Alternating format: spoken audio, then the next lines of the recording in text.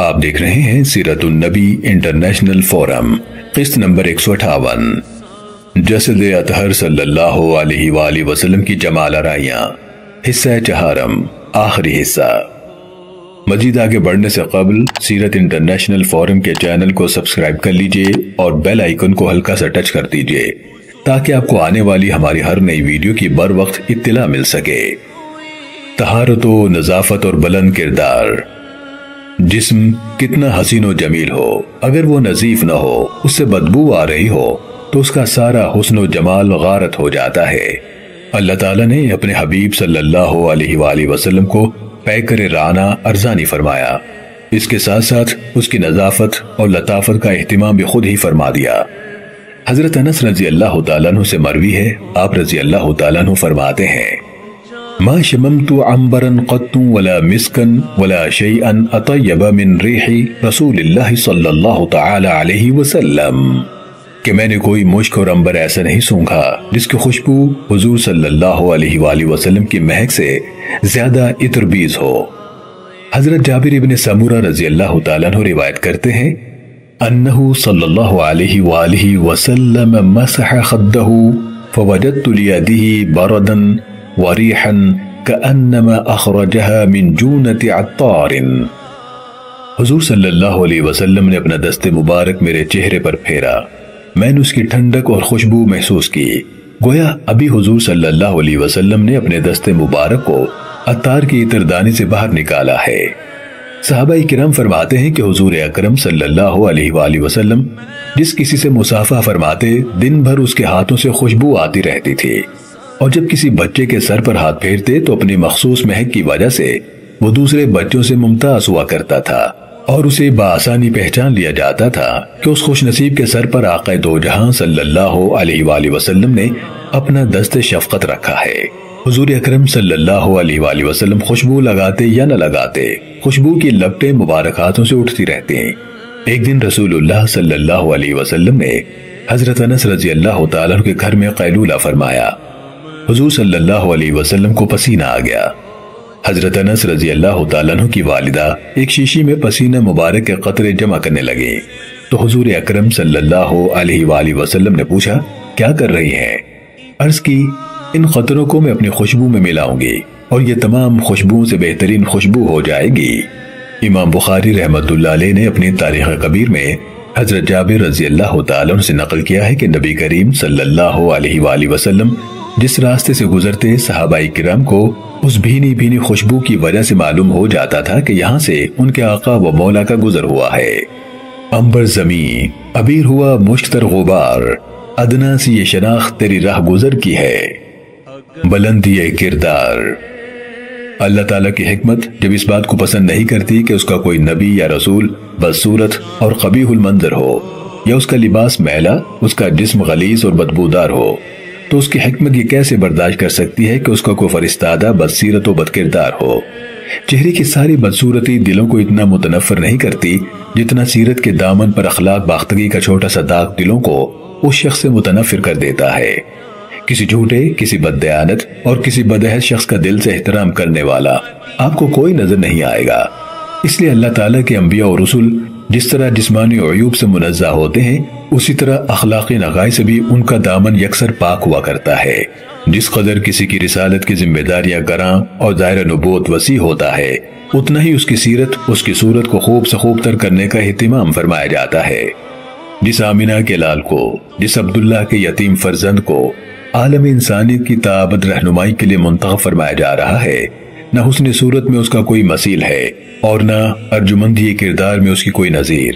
یوں معلوم ہوتا ہے کہ خود رب قدیر قدم قدم پر اس کی رہنمائی فرما رہا ہے، زندگی کے ہر کٹھن موڑ پر اس کی دستگیری کی جا رہی ہے۔ عرب کے بگڑے ہوئے معاشرے میں آنکھیں کھولنے والے، نشو و نما پانے والے، فسق و فجور کی آندھیوں میں اپنی شمع فطرت کو فروزہ رکھنے والے کے بارے میں اس حقیقت کا اظہار مناسب وقت پر فرما دیا، الم یجدک یتیما فآوا۔ اے حبیب، کیا اس نے آپ کو یتیم نہیں پایا پھر اس نے آپ کو معزز و مکرم ٹھکانہ دیا؟ کیا اس نے آپ کو مہربان نہیں پایا پھر اس نے آپ کے ذریعے یتیموں کو ٹھکانہ دیا؟ یہ سب کو معلوم ہے کہ حضور صلی اللہ علیہ وآلہ وسلم کے اس عالم آب و گل میں قدم رنجہ فرمانے سے پہلے ہی آپ صلی اللہ علیہ وسلم کے والد گرامی حضرت عبداللہ رضی اللہ تعالیٰ عنہ کا سایہ عاطفت اٹھا لیا گیا تھا۔ حضور اکرم صلی اللہ علیہ وآلہ وسلم پیدا ہوئے تو یتیم تھے۔ اس وقت سے ہی مولا کریم کی ابدی نوازشات اور انعامات نے حضور صلی اللہ علیہ وسلم کو اپنی گود میں لے لیا۔ اس لیے پیدائش کے دن سے لے کر شب بعثت تک جتنی زندگی حضور صلی اللہ علیہ وسلم نے بسر فرمائی، اس کا ہر لمحہ، اس کی ہر گھڑی مکارم اخلاق کا مرقع زیبا تھی۔ عدالت، صداقت، امانت، سخاوت، شجاعت، حق گوئی، غریب نوازی، یتیم پروری، صلہ رحمی، ہمسایوں کی پاسداری، اقربا اور اعزا کی دلجوئی اور خدمت گزاری، مظلوموں کی داد رسی، عفو درگزر، ہیبت و رعب، شرم و حیا، جود و کرم، شفقت و رفت، عفت و پاکیزگی۔ حضور اکرم صلی اللہ علیہ وآلہ وسلم کی وہ خوبیاں تھی جن کا نہ کوئی انکار کر سکتا ہے اور نہ کسی میں ہمت ہے کہ وہ ان میں ہمسری کا دعویٰ کر سکے۔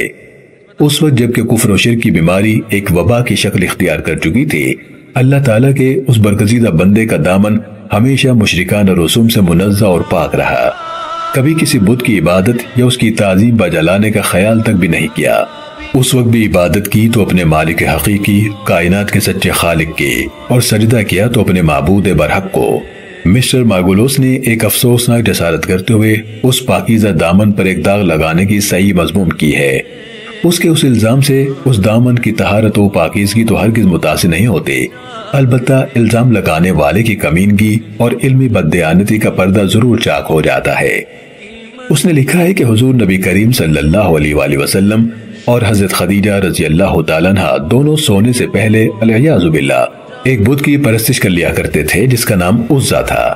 یہ دعویٰ بھی سراپا کذب و افتراء ہے، لیکن اس کو ثابت کرنے کے لیے جو دلیل دی گئی ہے اس نے علم و دانش کی دنیا میں مارگولوس کی علمیت اور ثقاہت کا جنازہ نکال دیا ہے۔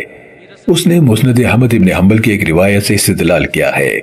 روایت کچھ یوں ہے، آپ خود اس میں غور فرمائیں اور خود ہی فیصلہ کریں کہ مارگولوس کا یہ استدلال کہاں تک قابل توجہ ہے۔ قال عروة حدثني جار لخديجة بنت خويلد أنه سمع النبي صلى الله تعالى عليه وسلم وهو يقول لخديجة يا خديجة والله لا أعبد اللات والعزى والله لا أعبد أبدا قال فتقول خديجة خل اللات خل العزى قال كانت صنمهم التي كانوا يعبدون ثم يستجعون۔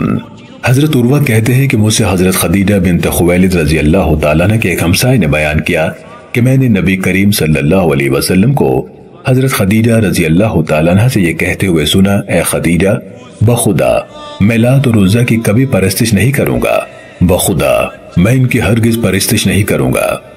حضرت خدیجہ رضی اللہ تعالیٰ عنہ کہتی ہیں کہ لات کو رہنے دیجئے، عزا کو رہنے دیجئے، ان کا نام بھی نہ لیجئے۔